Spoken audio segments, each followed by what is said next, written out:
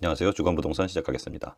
지난주에서는 세금 개정안이 분모를 이루고 있다. 그다음에 서울은 상가를 이제 안 짓고 아파트로 많이 짓겠다라고 얘기를 하고 있습니다. 아주 중요한 얘기라고 보고 있습니다. 두 번째, 일산에서 깡통주택이 나타나고 있는 거 아닌가, 이런 얘기가 나타나고 있네요. 이렇게 지난주에 나타났던 주요 뉴스를 가지고 시작해 보도록 하겠습니다.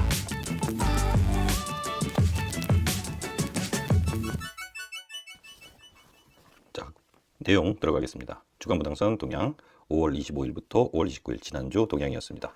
일단 이슈 사항으로는 세금 깎자 개원 전부터 세법 개정안이 분모를 이루고 있다. 머니투데이 기사입니다.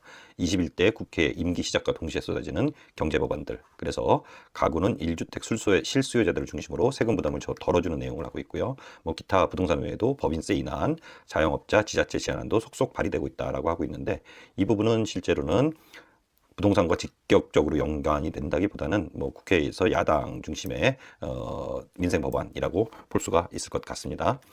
정책으로는 중요한 부분이 나왔습니다. 서울은 상가를 덜 짓는 대신에 아파트 공급을 늘린다. 상가가 지금 안 좋아서 아파트 공급을 늘려서 아파트 공급의 수요를 진작해서 공급 쪽을 살리겠다, 이런 내용을 서울시에서 발표했습니다. 아주 중요한 내용으로 지구단위 계획 기준을 20년 만에 개편했다는 내용인데요. 준주거 비율을 90%로 상향하고 일반 상업지역을 500에서 600%다. 지금도 600%, 300% 이렇게 가져가고 있는데 아래에 있는 용적률 아래쪽 것을 위쪽으로 올리겠다라는 내용입니다. 그래서 목표는 상가 공실로 인한 어려움을 줄이고 도심주택 공급 효과도 높일 것이다, 이렇게 얘기를 하고 있습니다. 주택은 조금 좀 다른 얘기가 나와 있는데요. 집값이 천정부지로 올라가는 줄 알고 있었는데 집값이 떨어지자 대출금 갚아라, 깡통주택 공포 덮친 일산, 이런 기사가 나왔네요. 일산 쪽이 계속 좀 안 좋다 그러더니 코로나발 깡통주택 리스크 커지나 담보가치 밑으로 떨어졌다, 이렇게 되어 있습니다. 하지만 코로나발이라는 얘기가 되어 있을 뿐이지 실제로는 일산 집값이 그렇게 많이 움직이진 않았었죠.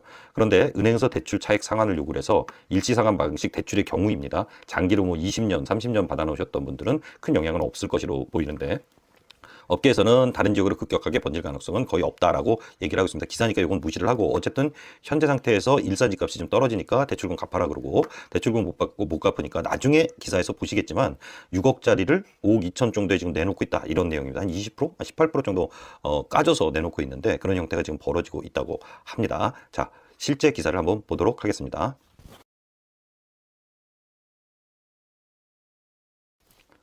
자, 세금 깎자 개원 전부터 세법 개정안 본물, 21대 국회 임기 시작과 동시에 쏟아지는 경제법안, 이렇게 제목을 달고 나와 있습니다. 그런데 내용을 살펴보면은 실제로는 야당이죠. 그래서 종부세 폐지하고 1가구 1주택 실소유자 중심으로 세금 부담을 덜어주는 내용이 골자다, 이렇게 되어 있습니다. 그리고 고령자의 공제율을 나이 구간별로 10포인트씩 상향해서 상향한다는 거니까 공제율을 상향하는 겁니다. 그러니까 까주는 걸 상향을 하니까 깎아주겠다, 이런 내용이고요.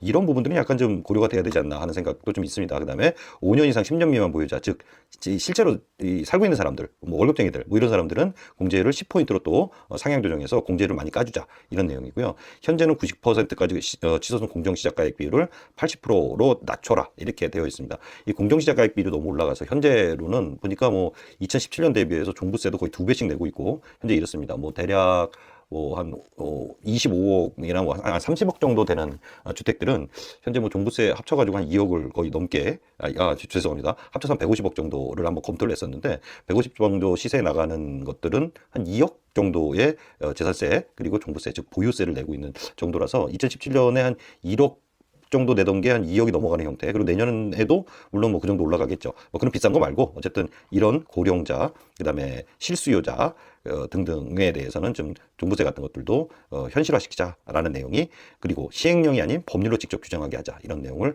다루고 있습니다. 그 외에는 뭐 세금에 대한 얘기가 쭉 있는데요.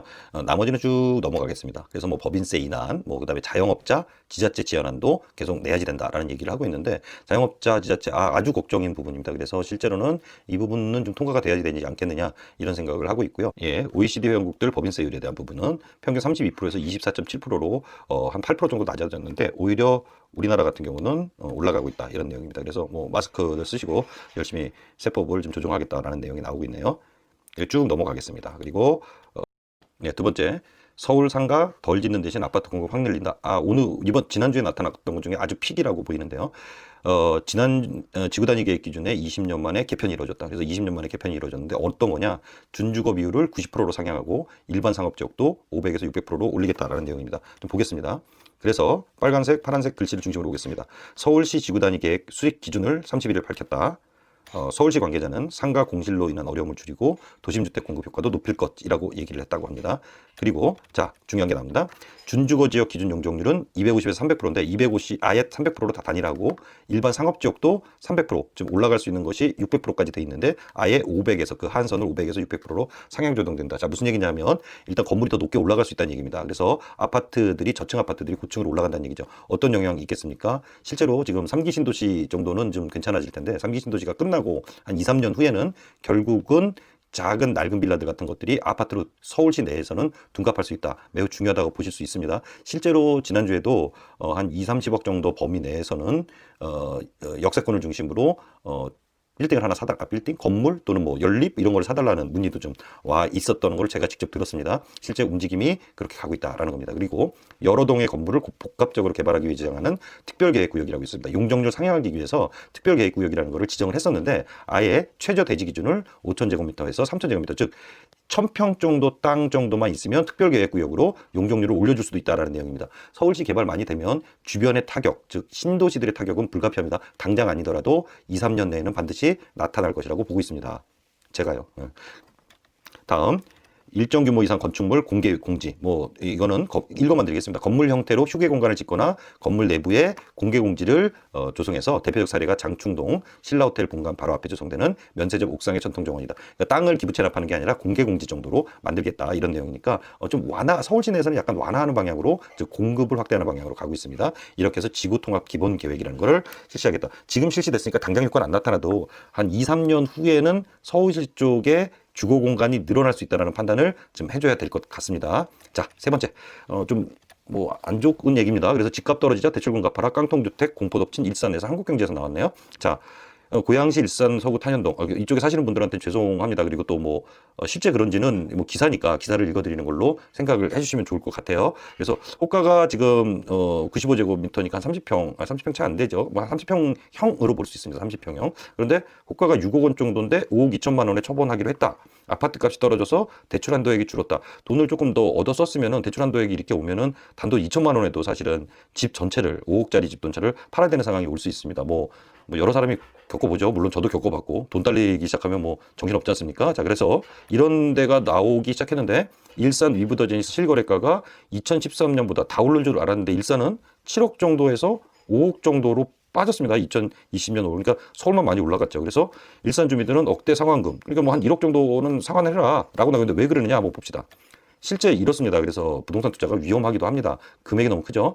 대단지 중대형 중심으로 급매물이 증가하고 있는데 보시면 정부 대책 등으로 가격이 하락하면서 은행들의 집중관리 대상이 됐고 만기 일시상환 방식 대출의 경우에는 이렇게 집값이 떨어지면서 은행들이 차익 상환을 요구하고 있다. 이렇게 하고 있습니다.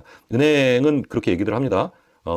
햇빛이 있을 때는 우산 팔고 실제 비가 오면 우산 뺏어간다고. 그래서 아파트는 좀 위브더제니스가 아파트 쪽에서 공시가 되는 데인데 발표하는 KB부동산 시세를 기준으로 대출해 주는데 방법이 없습니다. 은행원들도. KB부동산 시세가 없으면 한국감정이 발표하는 공동주택 가격이나 공시지가, 외부 감정평가 기관 감정가격 기준으로 하는데 KB부동산 시장은 이거는 흔히 얘기하는 빼박이죠. 그래서 일산 지역에는 만기 일시상환 방식의 대출을 받은 집주인들이 꽤 있다. 어느 정도인지는 데이터는 잘 모르겠습니다만, 그래서 어쨌든 보증보험이나 주택도시 보증공사가 선순위 채권 최고액과 임차보증금 합친 금액이 100% 81대 보증을 해준다. 즉 보증을 받아야 돈이 더 나오는데 이 가격을 KB 시세로 갖추고 하니까 이제는 추정시가 다른 지역 이제는 돈을 대출을 해줄 수가 없는 상황. 근데 전체를 대출해 주지 않는 게 아니라 5억 정도 되면은 적어도 50% 잡으면은 2억 5천에서 3억. 그다음에 일부 그 제2금융권을 통하면은 일부 조금 더 받을 수 있겠죠. 한 5천 정도는 더 받는데 보증보험 같은 데가 들어오질 않는다 그러면 일부 상환해서 연장해 주세요라고 은행에서 전화가 오죠. 근데 단돈 2천, 3천 단돈도 아닙니다. 사실 큰 돈입니다. 근데 1,000만 원 이건 어떻게 보겠는데 2, 3천이나 5천 정도를 연장을 안 해주면 바로 뭐 파는 수밖에 없는 형태로 가죠. 근데 업계에서는 이 같은 상황이 다른 지역으로 급격하게 번질 가능성은 거의 없다라고 보고 있다고 합니다. 뭐 일산이 아까도 말씀드렸지만 단기 대출이 많기 때문에 1년짜리 단기 대출, 보통은 이제 회계에서는 1년 미만을 단기라고 그러고 1년을 초과하는 것을 장기라고 하죠. 그런데 뭐 보통은 한 30년, 20년 주택을 대출을 받는데 이렇게 단기로 받는 것들이 많은 데가 일산이다. 그래서 다른 지역으로 급격하게 번질 가능성은 업계에서는 없다 그러는데 실제 뭐 데이터를 좀 봐야 되겠죠. 그래서 이런 것들이 지난주에 있었던 이야기입니다.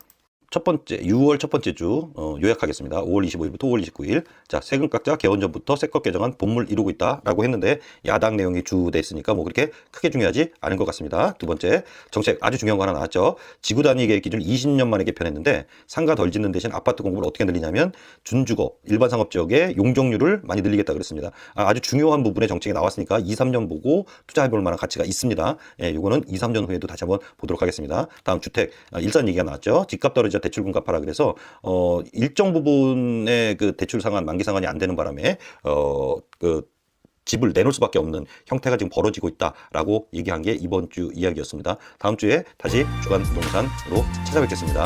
안녕히 계세요.